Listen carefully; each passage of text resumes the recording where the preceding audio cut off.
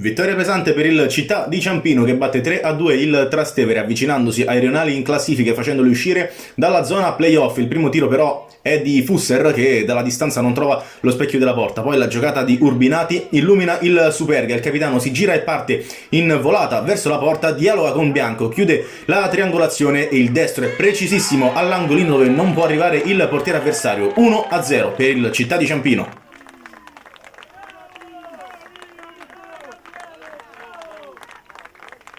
Continua sulle ali dell'entusiasmo il City che su questa punizione di Bongianni trova la rete con Rizzo che approfitta della respinta corta da parte di Petrella e mette in porta il pallone per il raddoppio. A segno quindi anche il numero 9, 1-2 del Ciampino, a cui però risponde il Trastevere con questa punizione dentro una serie di rimpalli e poi la risolve Borraccino che a pochi passi dalla porta riesce a riportare i suoi a -1.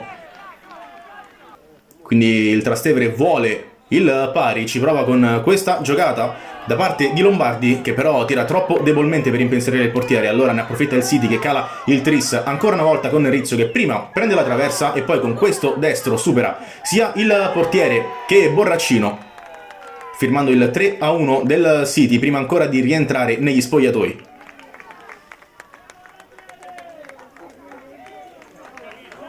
Cambia atteggiamento il Trastevere nel secondo tempo, due occasioni per Barilla. La prima viene bloccata in due tempi dal portiere avversario, la seconda quando il numero 2 cambia posizione, anch'essa viene respinta.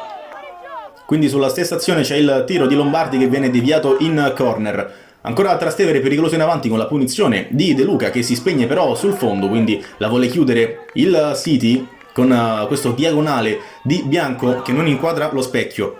A prendersi i riflettori nel finale però è la splendida rovesciata di Giordano Cianfriglia che da subentrato segna il gol della serata, seppur poco utile al Trastevere ai fini del risultato. Infatti siamo già al 70° e non c'è più tempo per la rimonta, ci prova anche Giovannetti per il City senza inquadrare la porta e quindi termina qui la gara 3-2 per il Città di Ciampino che può festeggiare quindi 3 punti pesantissimi contro una diretta concorrente per la zona playoff.